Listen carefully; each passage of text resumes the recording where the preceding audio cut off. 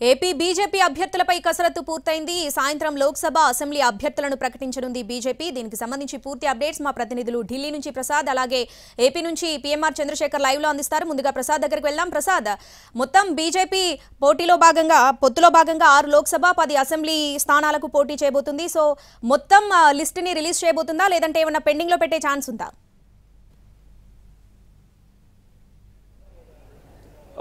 రెండు మూడు అసెంబ్లీ స్థానాలకు సంబంధించి ఇంకా కొద్ది మేరకు స్పష్టత రావాల్సి ఉంది. మొత్తంగా మాత్రం 6 లోక్సభ స్థానాల్లో బీజేపీ పోటీ చేయటం, అదేవిధంగా 10 అసెంబ్లీ స్థానాల్లో పోటీ చేసేందుకు అన్ని పార్టీల మధ్య ఒక సఖ్యత కుదిరింది, ఒక ఒప్పందం కూడా కుదిరింది. దీనికి సంబంధించి చివరి వరకు కూడా అంటే రోజుల తరబడి దీనిపై చర్చోపచర్చలు జరిగాయి.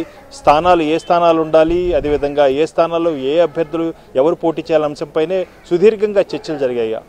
మొత్తంగా చూసుకున్నట్టయితే అంతిమంగా తీసుకున్న నిర్ణయం మేరకు వైఎస్ చౌదరి ఇప్పటివరకు కూడా కేంద్రంలో ఆంధ్రప్రదేశ్లో టీడీపీ ప్రభుత్వం ఉన్నప్పుడు, ఆ తర్వాత టీడీపీ నుంచి బీజేపీలో చేరిన తర్వాత చాలా క్రియాశీలకంగా రాష్ట్రానికి రావాల్సినటువంటి బకాయిలు కానీ ఇతరత్ర నిధుల సమకూర్చే విషయంలో కీలక పాత్ర పోషించారు ఢిల్లీలో. అయితే ఈసారి రాష్ట్రంలో క్రియాశీలకంగా ఉండాలని చెప్పి బీజేపీ అధిష్టానం నిర్ణయం తీసుకుంది. ఆ మేరకు ఆయన ఆదేశించింది.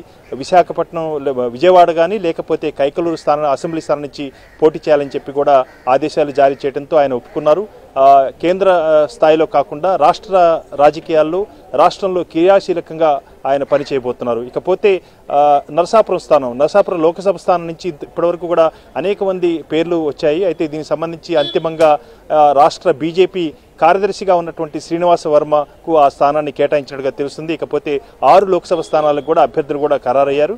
రాజమండ్రి నుంచి బీజేపీ రాష్ట్ర అధ్యక్షురాలుగా ఉన్నటువంటి పురంధరేశ్వరి, అదేవిధంగా రాజంపేట నుంచి మాజీ సీఎం కిరణ్ కుమార్ రెడ్డి, తిరుపతి నుంచి మాజీ ఐఏఎస్ అధికారి, గతంలో తమిళనాడు చీఫ్ సెక్రటరీగా పనిచేసినటువంటి వరప్రసాద్, ఇప్పుడు ప్రస్తుతం గూడూరు వైఎస్ఆర్ కాంగ్రెస్ పార్టీ ఎమ్మెల్యేగా ఉన్నారు. గతంలో వైఎస్ఆర్ కాంగ్రెస్ పార్టీ ఎంపీగా కూడా పనిచేశారు. వరప్రసాద్ కొద్ది నిమిషాల క్రితమే బీజేపీలో చేరడం జరిగింది. ఆయన్ని తిరుపతి నుంచి బీజేపీ అభ్యర్థిగా రంగంలో దించబోతుంది బీజేపీ.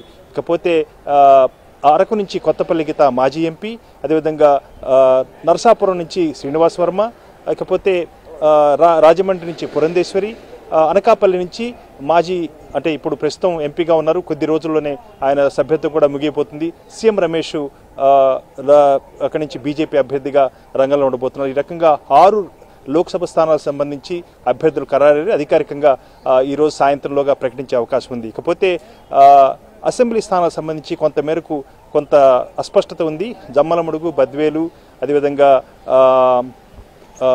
విశాఖ నార్త్ స్థానం, అదేవిధంగా విజయవాడ, దాంతోపాటు పాడేరు లాంటి స్థానాలకు సంబంధించి స్పష్టత వచ్చింది. దీంట్లో అభ్యర్థులు కూడా దాదాపు ఖరారయ్యారు. ఇకపోతే 2-3 స్థానాలకు సంబంధించి ఇంకా కొంత స్పష్టత రావాల్సింది.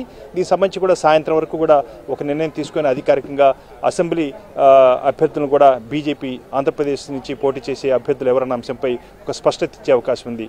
క్రియాశీలకంగా జరిగినటువంటి 2 మార్పులు చివరి దశలో విజయనగరం లోక్సభ స్థానం నుంచి బీజేపీ పోటీ చేయాలని ప్రతిపాదించినప్పటికీ కూడా చాలా గట్టిగా బీజేపీ రాష్ట్ర నాయకులు, అదేవిధంగా కేంద్ర నాయకత్వం కూడా దాన్ని ససేమిరా ఒప్పుకోలేదు. దాంతో విజయనగరం లోక్సభ స్థానం కాకుండా రాజంపేట లోక్సభ స్థానాన్ని అంతిమంగా బీజేపీ కేటాయించడం, ఆ స్థానం నుంచి మాజీ సీఎం కిరణ్ కుమార్ రెడ్డి పోటీ చేసేందుకు కూడా అభ్యర్థి కూడా ఖరారయ్యారు. ఈ రకంగా లోక్సభ అభ్యర్థులు దాదాపు అసెంబ్లీ అభ్యర్థులు కూడా ఖరారయ్యారు.